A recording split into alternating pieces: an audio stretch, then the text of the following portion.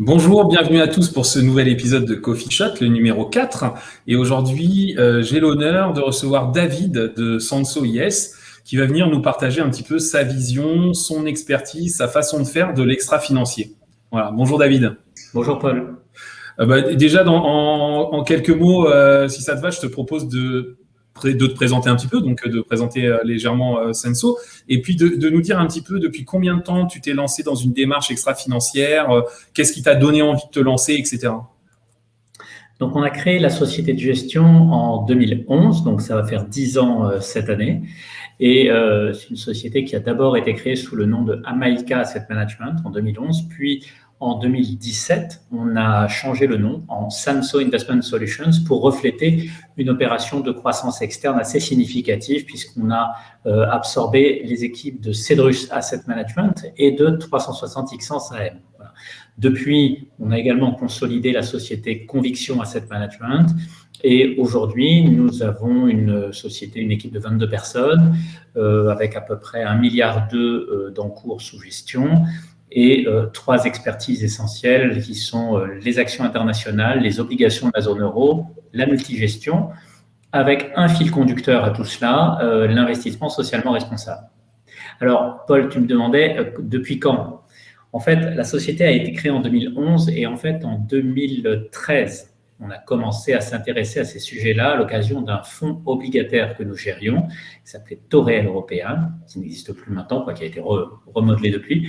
Et c'était un fonds pour lequel l'investisseur nous avait demandé de mettre une connotation ISR dans le process d'investissement. Et donc là, on avait fait un partenariat avec Etifinance parce que à l'époque, on était tout petit, c'était une équipe de 4 personnes en 2013. Et tu penses bien que pour faire de l'investissement socialement responsable, en tant que multigérant, on savait que pour être crédible, il fallait une équipe, il fallait des moyens. Et très clairement, on n'avait pas de quoi investir pour recruter 3 analystes, acheter plusieurs kilos de données tous les jours aux uns et aux autres, etc. Donc, on a commencé avec ce partenariat avec Etifinance. Et puis, en 2016, on a rencontré Cedrus Asset Management. Et c'est déjà connu pour l'ISR. Voilà, exactement. Eux, en fait, ne faisaient que de l'ISR. Et leurs clients ne venaient vers eux que pour l'ISR. Ils avaient planché sur ces sujets depuis 2004, puisqu'ils travaillaient sur ces sujets en tant que consultants pour l'épargne salariale, qui est l'origine de l'ISR en France. Et donc, lorsqu'on a décidé de se rapprocher, ils nous ont dit, mais attention, si vous voulez conserver les clients de Cedrus Asset Management, qui est quand même l'intérêt dans une fusion, il faut que l'entité résultante soit à 100% ISR. Et c'est là qu'on a donné le go et on était ravis de pouvoir le faire puisqu'on accueillait une équipe avec un savoir-faire, une légitimité sur le sujet. Et là, notre force a été d'appliquer ce savoir-faire à l'ensemble de nos gestions. D'accord. Du coup, d'accord. Et est-ce que depuis, ou peut-être depuis l'origine de Cedrus, ou peut-être depuis, est-ce que vous avez décidé de mettre un accent particulier sur certaines composantes extra-financières, ou vous êtes plutôt équipondéré, si je peux dire, entre le E, le S et le G? Est-ce que, voilà, ça dépend peut-être des fonds? Alors, nous, en fait, on est un peu schizophrène parce qu'on ne sait pas choisir. On ne sait pas choisir, on ne sait pas s'il vaut mieux sauver le climat, bien traiter ses salariés ou avoir une gouvernance correcte d'entreprise. Donc, du coup, tu fais aucun de tout ça? Voilà, tu as tout compris. Voilà, donc, en fait, c'est un peu l'inverse, c'est qu'on est un peu schizophrène, c'est-à-dire qu'effectivement, selon les fonds, on peut avoir une dominante, mais dans l'ensemble, et d'ailleurs, tu pourras le constater si tu vas voir le reporting mensuel de nos fonds, on met 3 cadrans extra-financiers. Le premier, c'est la note ESG du portefeuille. Le deuxième, c'est les objectifs de développement durable des Nations Unies, l'exposition aux ODD. Et le troisième, c'est l'empreinte carbone du portefeuille. Et ça, on le fait pour tous nos portefeuilles. Et le message que l'on donne à nos gérants, c'est qu'on peut avoir sur un fonds une spécificité. Donc, on a une stratégie climat. Bien sûr, cette stratégie climat, elle va avoir une empreinte carbone particulièrement faible. Mais en ESG et en objectif de développement durable, on ne doit pas être en dessous de la moyenne. Donc, on a cette approche, on reconnaît la diversité de cette discipline. D'accord.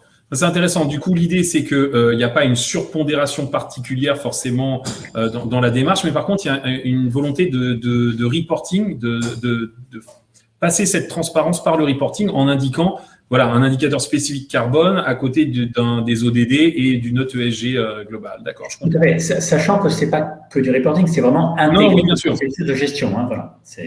Non, mais je veux dire parce que souvent, on a des pratiques assez pointues côté gestion et on n'a pas toujours cette capacité des sociétés à aller la transposer tout au long de la chaîne et notamment de l'exposer auprès du client qui voit souvent juste un chiffre à la fin et du coup, c'est difficile de saisir qu'un chiffre puisse représenter des enjeux aussi divers et variés. Donc, je comprends. Et alors, du coup, dans ta démarche, alors, toi, tu as eu on va dire, un effet taquet en prenant, en intégrant une équipe de spécialistes. Mais bon, quand on se lance dans l'ESG, on fait toujours des boulettes. Hein. C'est la question que je pose à tout le monde parce que c'est normal. Quand on démarre une nouvelle activité, on ne peut pas être parfait.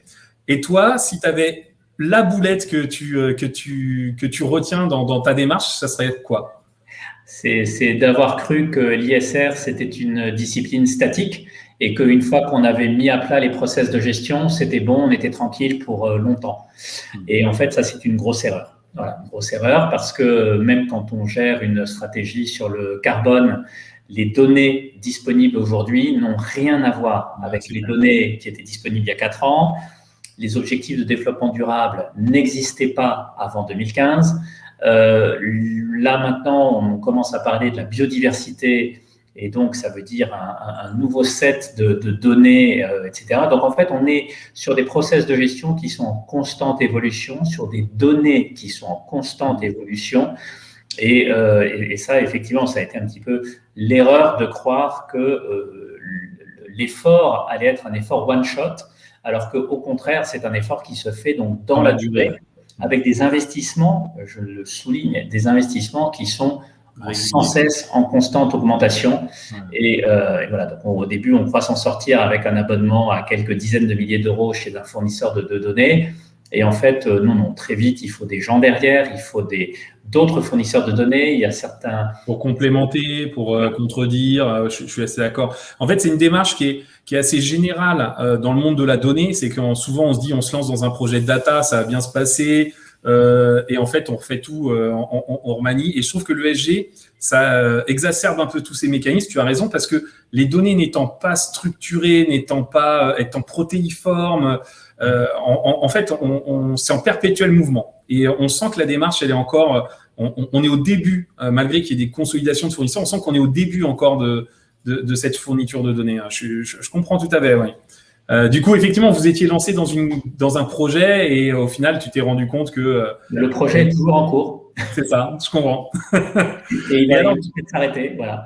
Mais avec des évolutions qui sont passionnantes, bien entendu, sur les sujets de l'impact, puisque c'est ce que veulent nos clients. Donc, nous, on essaye de traduire en éléments le plus concret possible, à tel point que sur notre fonds obligataire à échéance SANSO Objectif Durable 2024, qui était le premier fonds à échéance à obtenir le label ISR, on a décidé de faire un partage de frais de gestion avec 2 associations de protection des océans pour enfin pouvoir dire à nos clients, voilà, grâce à vous, il y a eu tant de kilos de déchets qui ont été ramassés sur les plages, il y a eu tant d'actions de sensibilisation qui ont été menées, etc., etc.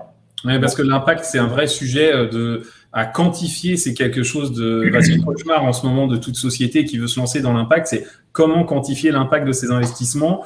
Déjà, mesurer l'empreinte, on va dire, mesurer même la façon de faire des entreprises dans lesquelles on investit, c'est compliqué. Mais alors, l'impact que ces investissements ont, je comprends. Donc, effectivement, toi, tu es passé. Du coup, l'idée, c'était de passer par des associations en direct, puisque là, tu as un impact réel direct. Alors, tout à fait. On sait combien on leur donne chaque année. Ça c'est un point clair. Maintenant, ce que l'on a fait sur notre fonds diversifié SANSO Conviction ESG, on a opté pour lui donner une dimension solidaire. Et donc, là aussi, du très concret, on a investi 3 600 000 euros dans le financement de l'économie solidaire. Donc, au travers de partenariats de France Active Investissement et Habitat Humanisme. Et voilà, donc là, on sait très bien l'argent qui a été mis sur cela et on sait comment il est utilisé, combien d'entreprises locales vont recevoir des financements, combien de personnes vont avoir un accès à l'habitat facilité, etc., etc.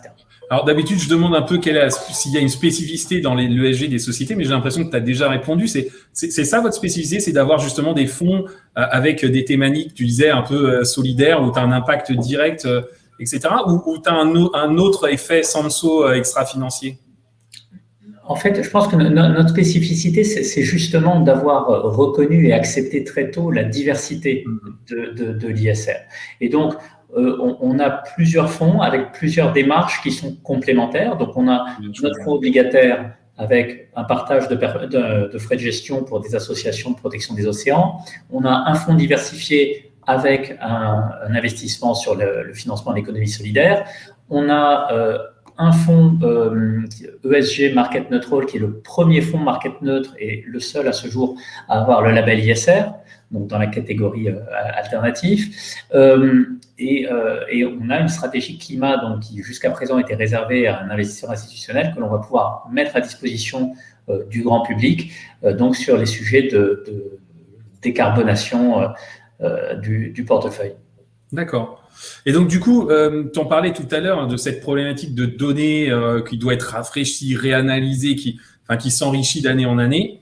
J'aime bien finir sur cette question. Pour toi, quel va être l'avenir de l'ESG? Alors, souvent, à la fin, la réponse est souvent c'est une problématique de données, mais de façon un peu plus spécifique. D'après toi, de quoi on va avoir besoin et vers quoi on va aller dans les années à venir? Alors, je pense qu'on va avoir besoin de plus en plus, justement, de cette mesure d'impact, mais de l'impact le plus concret et le moins marketing possible. Ouais, parce que effectivement, on a tous vu certains de mes confrères qui s'essayent, et ils ont raison de le faire, qui essayent de dire voilà. Quand j'investis dans Sanofi, finalement, c'est combien de vaccins, c'est combien de personnes qui ont été soignées, c'est combien de traitements qui ont été faits, etc. On sait que tout ça, c'est quand même assez aléatoire. Les hypothèses, le résultat est très, très dépendant des hypothèses de départ. Voilà. En revanche, c'est vrai que aller vers un impact concret en disant, voilà, il y a X milliers d'euros qui ont fait telle chose, je pense que c'est par là qu'on va avoir, parce que finalement, c'est ce que les investisseurs demandent à la fin. Ils me disent OK, vous trouvez que c'est bien d'acheter du Total Énergie parce que c'est l'accompagner dans la transition énergétique, mais ça change quoi par rapport à la trajectoire de degrés? Ça change quoi? C'est quoi l'impact? Ouais, je crois que ça va être cette réponse qui va être clé si on veut conserver l'engouement des investisseurs, parce qu'en ce moment, il y a un engouement, mais il va décevoir. Et tu penses que ça va se faire au travers d'organismes externes d'évaluation? Ça va se faire au travers d'une évolution de l'offre des sociétés de gestion ou de l'offre des sociétés éditeurs de logiciels, pas de logiciels, de données, les grands providers? Ça peut venir de plein d'endroits différents. Nous, par exemple, on a un partenariat avec Écoterie, qui est une société en fait qui te permet de planter les arbres en France et avec un sourcing et une capacité donc très forte à te calculer l'impact sur la couche d'ozone et l'absorption de carbone qui est réalisée. Donc je pense que ça peut venir d'innovations de ce type-là. Voilà, ça peut être après des… D'accord, donc pas forcément au fait rajouter un impact réel du portefeuille sans avoir à passer par les impacts des sous-jacents du portefeuille.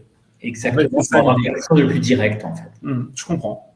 Écoute, merci beaucoup pour ce temps que tu as passé en notre compagnie à nous partager un peu la façon dont vous appréhendez l'extra-fee chez Sanso.